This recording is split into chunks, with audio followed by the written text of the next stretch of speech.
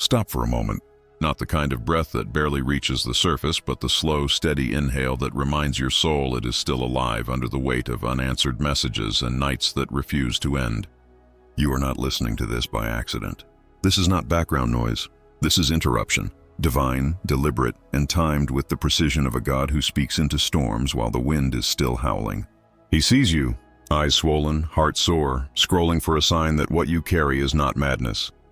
He sees the worry that you've mistaken devotion for delusion, that you have loved past reason, that you are holding a promise that seems to evaporate the moment you try to rest upon it. And into that hush between fear and faith his voice comes, "Do not give up." That person continues to be chosen for you.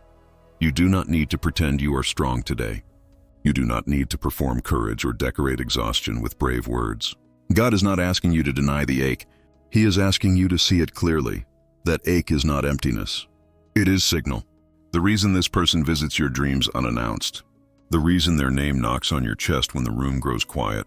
The reason you cannot file this away under lesson learned and move on like everyone advises is not because you are weak. It is because there is a mark on this story, a consecration you did not invent. Heaven has already mapped this connection, and your spirit recognizes the coordinates even when the evidence refuses to cooperate. But they're distant. They're distracted. They seem fine without me. You whisper this as if God were unaware. He answers without panic and without apology. I soften stone. I bend timelines. I remove what corrupts and restore what's been starved. You are seeing one chapter. I am writing the book.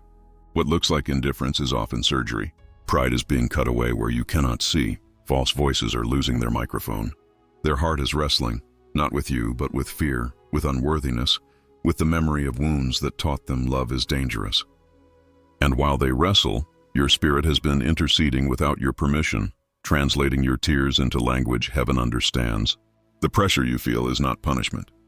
It is labor, the strain before a birth that exists in the unseen and is learning its way into daylight. Then why does this hurt so much? Because real love rearranges. Because covenant is not a hobby. It is a calling. God is not building something temporary that wilts in the sun of the first misunderstanding. He is aligning hearts for weather, yours and theirs. He is teaching you to hold hope without slipping into obsession, to pray for their healing instead of grasping for their attention, to mature into the kind of safety that does not demand or beg, but blesses and waits. He is preparing them to love you without counterfeits, and preparing you to receive them without suspicion. Both sides are sacred work. Listen closely. There is an invisible cord in the spirit world. Distance does not cut it. Time does not fray it. In fact, resistance often pulls it taut until it sings. This is why you sense them when nothing is happening on the surface. This is why you wake with their name in your mouth and cannot explain why. No, you are not imagining the gravity of this bond. You are noticing it, and noticing is the first step out of despair. When God assigns two people to walk together, He does not consult the chaos for permission. He makes a way through it. So what do you do while He works? You do not chase. You do not diagnose. You do not scroll yourself into unbelief. You return again and again to the altar of simple obedience. You guard your peace like it is oxygen. You bless your water and drink it slowly, remembering you are a person with a body and a future. You pray not, make them call me, but heal what makes love feel unsafe inside them, free what fear has frozen. You ask for a heart steady enough to hold joy when the door finally opens, and wise enough to discern humility when it knocks. You stay available to hope and unavailable to counterfeits. And you refuse to interpret silence as abandonment when, just as often, it is anesthesia during a holy procedure. Here's what you need to know as we begin. God is not teasing you. He is training you. He is not dangling a promise like a cruel game. He is setting a foundation under your feet so that when the promise lands, you do not shatter under the weight of answered prayer. He is as committed to the quality of your union as He is to its timing. The end of this story is not guesswork to Him. It is already written. Your task is not to rush the next page. It is to inhabit this one with faith that breathes and eyes that watch. Stay with me. In the next part, we will open the first door together. How divine timing operates when all you can see is delay, why the missing message is not the measure of movement, and how to read the subtle signs that God is turning hearts while the world sleeps. If all you had to judge by were blue ticks, silent phones, and days that blur into each other, you would swear nothing is happening. you would conclude the story is over, that you misheard God, that hope is a childish habit you should outgrow. But heaven does not report to your notifications. Divine timing almost never announces itself on the surface first. It moves in the deep, quiet, exact, rearranging the architecture of a heart while the external remains stubbornly unchanged. You are staring at a single page and God is binding a whole book. Delay is not denial. It is often surgery. When God prepares a union with purpose, He does not simply move two bodies toward each other. He moves two interiors into alignment. He softens places that calcified under disappointment. He rescues identity from the grip of old voices. He pries pride loose from the steering wheel. He untangles attachments that feed loneliness but starve destiny. None of this is glamorous work. It looks like distance. It looks like silence. It looks like them living as if you never existed, when in reality they are wrestling with a love that refuses to fit inside their old logic. Their absence is not proof that God is absent. It is often anesthesia while He works where panic would only make the patient thrash. Divine timing also protects you. If the door opened before your roots deepened, your fear would rule the house you prayed for. You would mistake intensity for intimacy, access for covenant, attention for pursuit. The Lord is training your heart to hold blessing without clinging, to love without dissolving, to discern humility without confusing it with performance. He is not merely giving you a spouse. He is making you a steward. The ache you feel is not wasted pain. It is stretching. It is the capacity you will need on ordinary Tuesday afternoons when covenant is built not by miracles, but by faithfulness. God does not rush maturity because He loves you too much to give you a gift that will crack you open from the inside. Then why do I still think of them? Why do they appear in dreams I did not invite? Because the Spirit speaks a language the calendar cannot translate. There are hours when your chest tightens and you think it is weakness, when it is intercession. Your tears are not random. They are prayers in a dialect your tongue cannot form when you are awake. The Father is not cruelly teasing you with reminders. He is partnering with you. Every time you feel them without seeing them, you are touching the evidence that God can move where your hands cannot. That pressure is labor pain, and it is not a sign to flee the delivery room. The enemy's favorite trick in delay is counterfeit confirmation. He will parade distractions that shout louder than truth, people who offer attention without reverence, scenarios that mimic what God promised but with shortcuts where character should be. This is why the Lord is teaching you to read for peace, not noise. Peace is not a feeling that everything is easy. It is the quiet that says, I am held, even when nothing on the screen has changed. Peace is the signature of heaven moving. Anxiety is the smoke of flesh trying to perform what only God can complete. Your assignment in the unseen chapter is simple and severe. Refuse the theater of fear. Take your eyes off timelines you invented to protect yourself from disappointment. Guard your mornings like they are altars. If you must check your phone, check after you have checked in with God. Bless their name without stalking their steps. Speak life into the space between you. Heal what makes love feel unsafe inside them. Strengthen what is noble. Call forth the courage to surrender.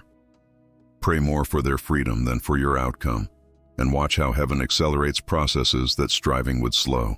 Divine timing is not passive waiting. It is active agreement, and when you stumble, because you will, return quickly. Do not punish yourself for being human. Shame is a poor teacher. It only teaches hiding. God is not counting your laps around the same worry. He is counting the moments you choose to come home quicker than the day before. One clean breath can reset an entire afternoon. One honest conversation with God can steady a shaking week. One refusal to chase counterfeit comfort can protect a decade. There are subtle signs that the unseen chapter is advancing. You notice that your hope grows quieter and deeper, no longer a frantic grasp, but a steady flame. You find that old triggers have less authority. You realize that the future feels nearer, even when the phone remains silent. Sometimes God will send a small, startling mercy, a chance encounter, a word that feels like it was written with your names in mind. Not as a tease, but as a breadcrumb. Take it as reassurance, not as a reason to force the door. The author has not lost his pen. The page you need will turn on time. Hold this. You are not late. You are being timed. The same God who sets stars into their courses is not confused by two human hearts and the miles between them. He knows how to interrupt a schedule, reroute a path, break a pattern, and open a mouth to say, I was wrong. He knows how to place conviction where excuses used to live. He knows how to turn a watcher into a pursuer and an avoider into a builder. The miracle is not hard for him. It is holy to him. That is why he takes his time, not to tease you, but to make it last. There is a reason this person does not fade, even when months try to wash their name from your memory. There is a reason a single thought of them can turn your chest into a small chapel. Scripture hints and your spirit knows. When God sets two lives apart for covenant, He seals them with a recognition that is older than first meetings and stronger than last endings. Call it a spiritual mark. Call it God's handwriting. You did not choose the weight of it. You discovered it, like a birthmark you always had, but only recently learned to read. This mark is not a permission slip for obsession. It is an assignment to honor. It does not license control. It calls for consecration. The mark says, handle this with prayer, not panic. With faith, not force. With patience, not performance. It guards you from counterfeits by making peace feel familiar and noise feel foreign. It turns ordinary moments into neon. A dream that lingers past breakfast. A song that lands like prophecy. A random hour when their face arrives with a hush and you cannot explain why. These are not chains. They are invitations, gentle summons to intercede rather than interfere. Alongside the mark runs the cord, the invisible bond that distance cannot sever and time cannot thin. Think of it as a line of grace between two hearts, elastic but unbreakable, tightening when one runs, loosening when both rest, never snapping even when fear pulls hard. This cord is not fantasy. It is discerned by its fruits. When it draws you, it yields prayer rather than panic, hope rather than haste, clarity rather than compulsion. When you tug at it in the flesh, it stings your peace. When you honor it in the spirit, it strengthens your patience. That difference matters. One drains, the other builds. How do you live with a cord you cannot see? You learn the discipline of gentle noticing. When longing rises, do not scold yourself as weak. Translate it. Say, Lord, I feel the pull, guided into prayer. When their name crosses your mind at an odd hour, pause for 60 honest seconds. Heal what fear has hardened. Quiet the voices that confuse. Give courage where shame once ruled. Make love feel safe again. Then release them back to God and return to your life. The cord is strongest when it is not gripped. The enemy counterfeits cords with soul ties forged in woundedness. Bonds born from scarcity, fused by adrenaline, maintained by anxiety. They churn your stomach, weaponize your imagination, and demand you monitor every pixel of their day. The true cord does the opposite. It widens your breath, steadies your hands, and returns you to purpose after prayer. It does not need hourly reassurance because its source is not their attention, but God's intention. If your pull always costs you clarity, you are not being led. You are being lured. Step back. Bless. Recenter. The real thing will wait for you at peace. There is a tenderness in how God uses this bond. He does not yank either of you into readiness. He tunes you. He lets the cord hum a note you can feel, sometimes as quiet as a calm that wasn't there yesterday, sometimes as loud as a dream that keeps repeating until you answer. He will even allow small collisions, the unplanned crossing of paths, the text that accidentally lands, the story a friend tells that names your exact prayer. Receive these as breadcrumbs, not marching orders. Gratitude, not grasping. The author is signaling progress, not asking you to write the next chapter yourself. What then is your part? First, protect the mark. Refuse to cheapen something holy with public performance. Not every feeling deserves a post. Some miracles grow best in covered soil. Second, honor the cord with clean habits. Guard your mornings. Limit compulsive checking. Choose scripts of blessing over loops of fear. Third, become the answer to your own intercession. If you are praying for their courage, practice courage in your life. If you ask God to free them from old patterns, stop feeding your own. Cords lose slack when one heart matures. The signal grows clear because static has fewer places to hide. There will be days you nearly cut the cord yourself out of exhaustion. On such days, let surrender be honest without being final. Tell God the truth, I am tired, and I give you back the pen. Then sleep, hydrate, walk, touch the ground with your hands. Remind your nervous system that life exists beyond waiting. Often after rest, the tug returns gentler and truer. Proof that God does not need your hypervigilance to keep what He joined. You will ask, how will I know when the cord has drawn them back? You will know because the temperature changes. Their approach will not be casual. Humility will be audible. Evasion will be replaced by clarity. Words will come slower, like a person carrying something they finally refuse to drop. They will seek forgiveness without excuses and pursuit without games. The cord that once pulled in silence will ring like a bell you can both hear. Until then, hold fast to the simplest test, peace that stays. Not a spike of euphoria that burns off by noon, but a steady warmth that survives the day. Where the mark is honored and the cord is surrendered, peace lingers. And where peace lingers, God is at work. In the next part, we will step into the final stretch that often precedes breakthrough, where fear, pride, and unworthiness make their last loud noise, and where God begins his precise surgery on both hearts. We will name the resistance, bless the process, and learn how to posture yourself through the refining window without slipping into obsession. Breakthrough rarely announces itself with fireworks. It often arrives disguised as pressure. Right before a heart turns, fear grows louder. Pride protests the loss of its throne. Old defenses rattle like locked gates in a storm. If you could see the unseen right now, you would witness a precise surgery in progress. God exposing nerves numbed by years of self-protection, lifting beliefs that once kept them safe but now keep them small, cauterizing agreements with shame and scarcity that choke love at the root. The noise you feel is not failure. It is friction, two stories colliding, the old one insisting it is safer to run and the new one asking for the courage to stay. This is why the final stretch can feel like contradiction. More silence on the surface, more movement in the deep. Do not mistake decreased contact for decreased care.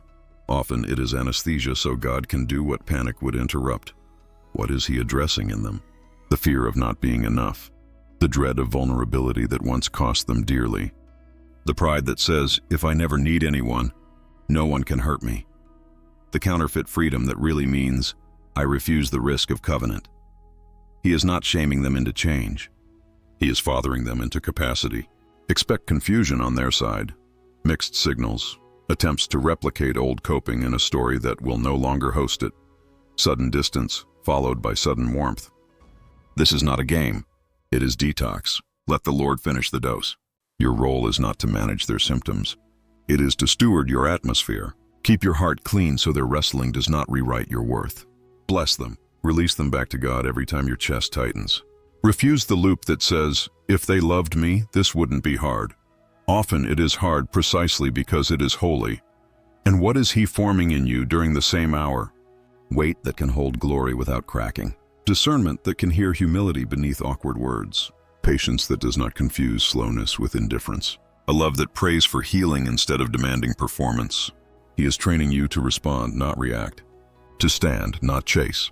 To speak few, clean sentences instead of essays written by fear. This is where boundaries and compassion stop arguing and start partnering. You can refuse to be drained while remaining radically kind. You can close the door to manipulation while keeping your table set for reconciliation. It is not either or. Holiness is both and. You have sensed a window, a sense of days gathering meaning, of time feeling full even without visible change. Pay attention. There are seasons when God compresses growth into what looks like ordinary weeks, and this may be one of them. Do not convert that sense into a countdown that breeds anxiety. Let it become a posture. Guard the first light of your day. Keep short accounts with God. Do small faithful things that match the marriage you are praying for. Rest well. Speak truth without thorns. Give in ways that cost you awkwardness but not your peace. If you are asking heaven to make them courageous, practice courage yourself. Send the message when led, and silence when not. Apologize quickly when you slip into control. Choose dignity over dramatics when insecurity tries to drive. How do you recognize the end of resistance? Signals shift. Evasion mutates into honesty.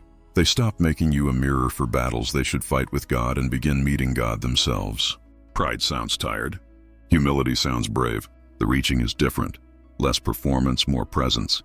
Fewer clever lines, more real questions. Not can you fill my emptiness, but can we build something sturdy?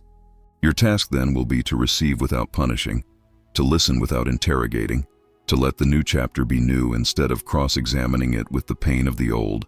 Ask the Lord for the gentleness that welcomes and the wisdom that tests fruit over time. You are not being asked to forget. You are being invited to forgive in a way that creates a future. And if in these days your hope sways, anchor it again.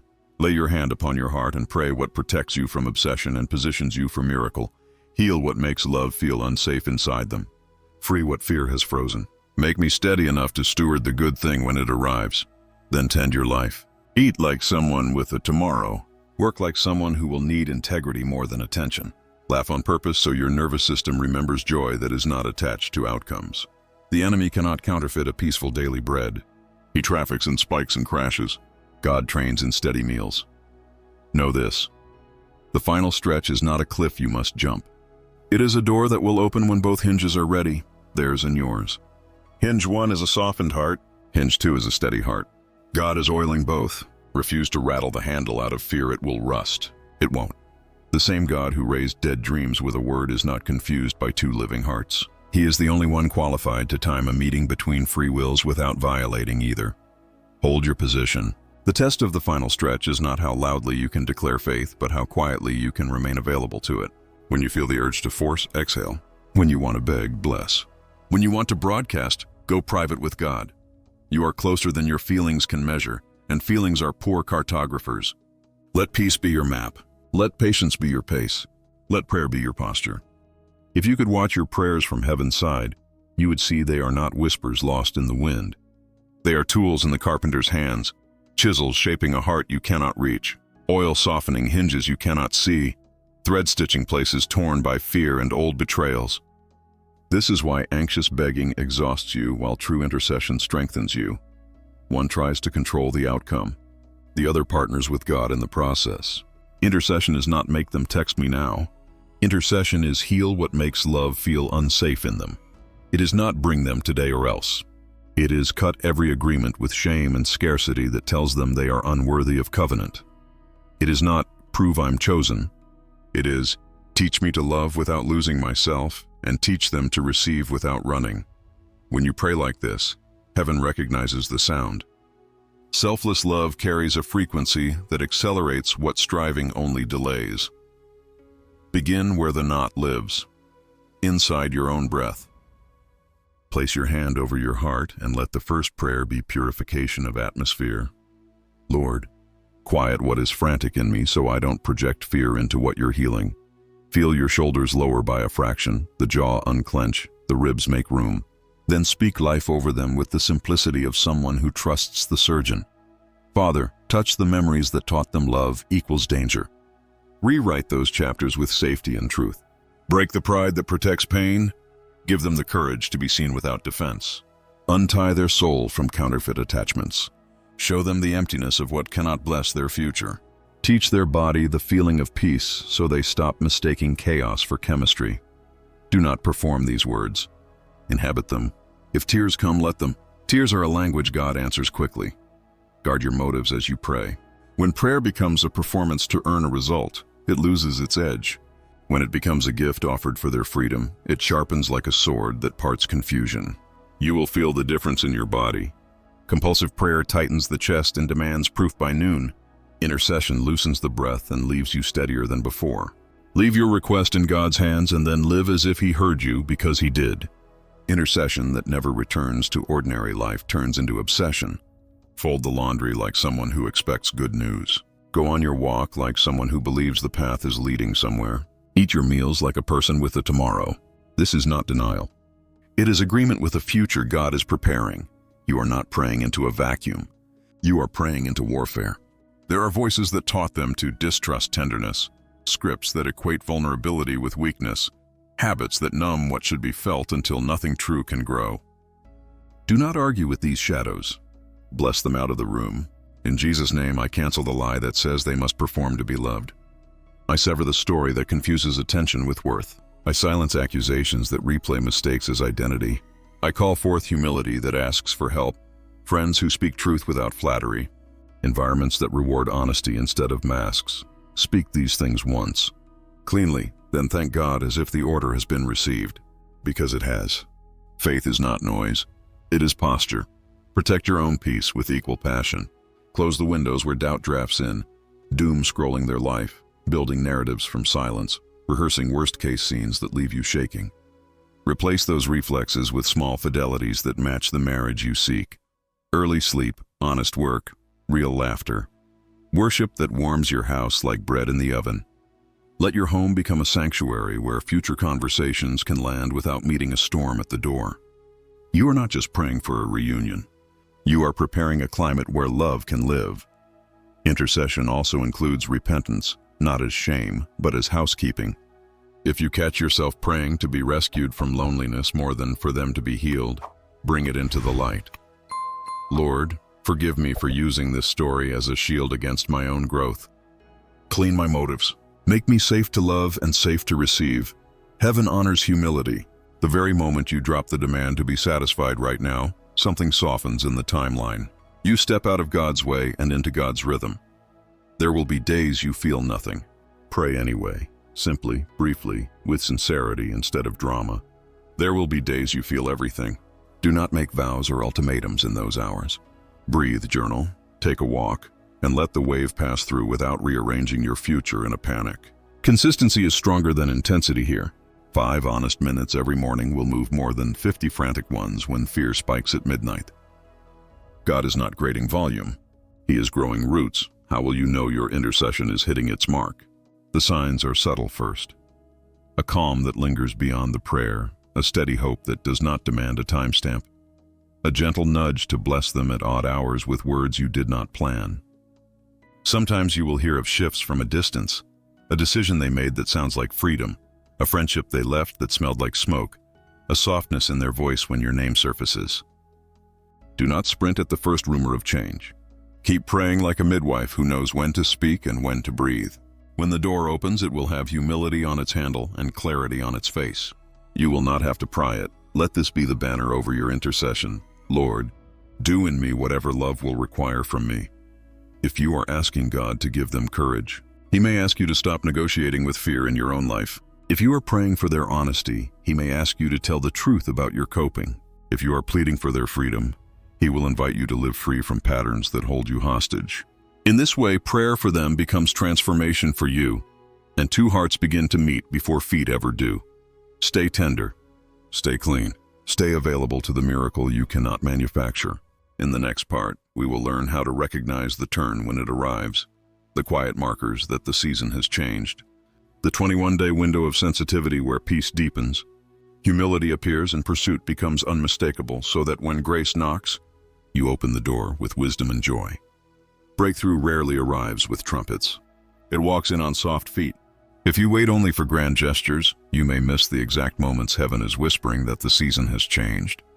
The first sign is peace that stays, not a rush, not adrenaline, not a flash that burns off by noon, but a steady low flame that lingers through ordinary tasks. Your breath lengthens without effort. Your mind stops looping worst-case scenes. You wake lighter than you went to sleep. Nothing dramatic shifts on the surface, and yet inside there is weather you can trust. That is the Spirit's way of saying, I am ahead of you. Keep your pace. Soon humility begins to appear, first in you, then in them. In you, it sounds like readiness without urgency, a willingness to listen rather than litigate, presence that doesn't need rehearsed speeches. In them it sounds like clarity replacing charm. The evasions thin out, the maybe later tone fades. Words arrive slower and truer, without the armor of performance. They acknowledge delays without blaming circumstances and speak the language of responsibility rather than the dialect of excuses. Humility is the doorway covenant walks through. Watch for it like dawn. Pursuit also changes temperature. When pride breaks, pursuit becomes consistent instead of dramatic. Messages land with intention, not nostalgia. Plans are made and kept. Apologies arrive without sales pitches. Boundaries are honored without resentment. Their pursuit begins to cost them something: time, comfort, convenience. And because God is in it, that cost is paid with quiet joy. This is how you know it is grace, not guilt. There is obedience with light in it. After a season of intercession, there is often a window, about 21 days, when sensitivity sharpens. It won't look mystical. It will feel precise. Inside, a quiet certainty grows that no longer demands proof. Dreams carry peace rather than panic. The words you encounter address posture more than outcome. Outside, small breadcrumbs appear. A name mentioned out of nowhere, an unplanned crossing of paths, a report that mirrors what you've been praying.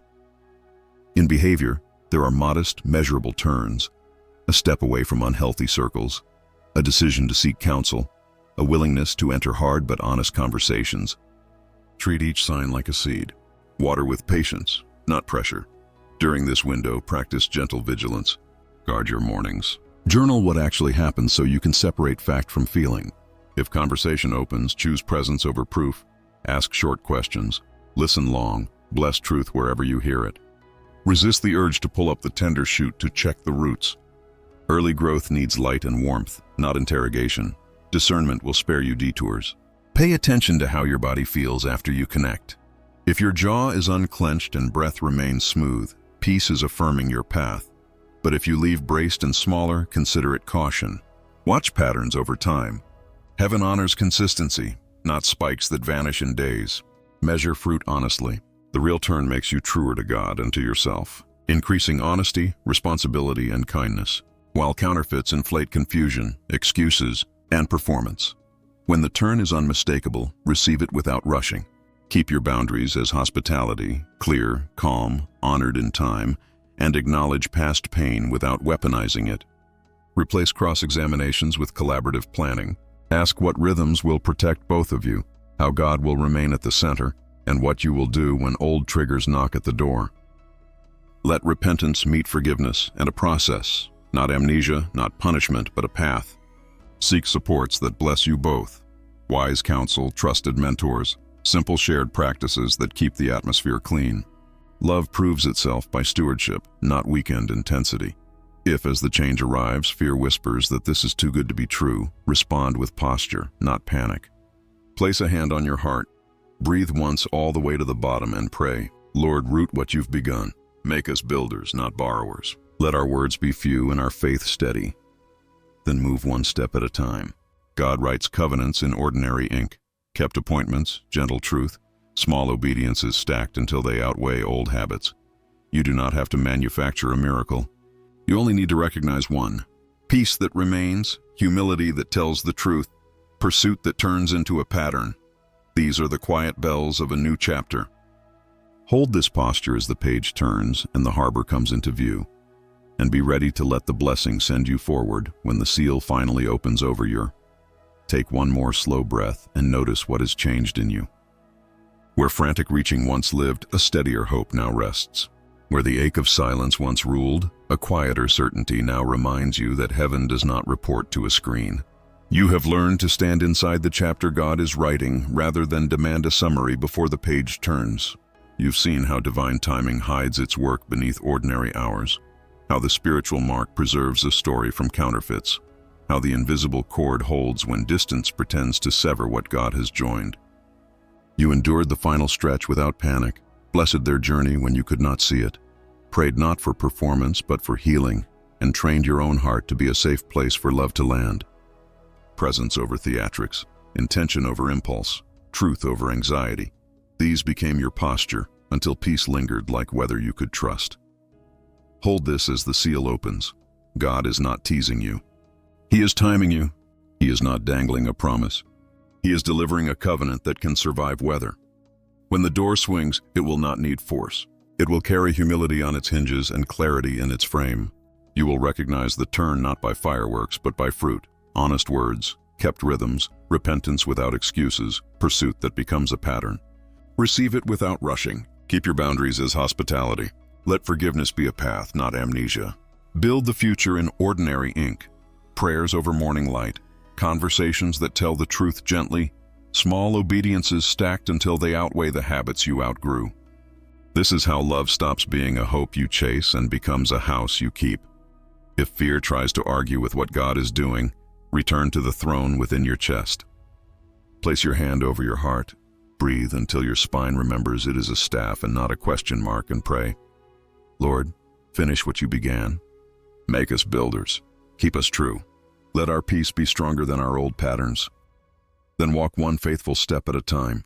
Do not measure progress by noise. Measure it by peace that remains after you speak, by joy that doesn't beg for proof, by the way your soul rests even while the story unfolds. The author who knows the end from the beginning has not lost his pen. What he promised will not arrive late. It will arrive ready. If this message met you at the right moment, subscribe now and turn on notifications so you do not miss the next chapter of this journey. Your support here keeps this space alive and helps this word reach those who need it. Thank you for sharing your time and your heart today. May peace keep you, may love steady you, and may hope walk beside you until we meet again. See you soon.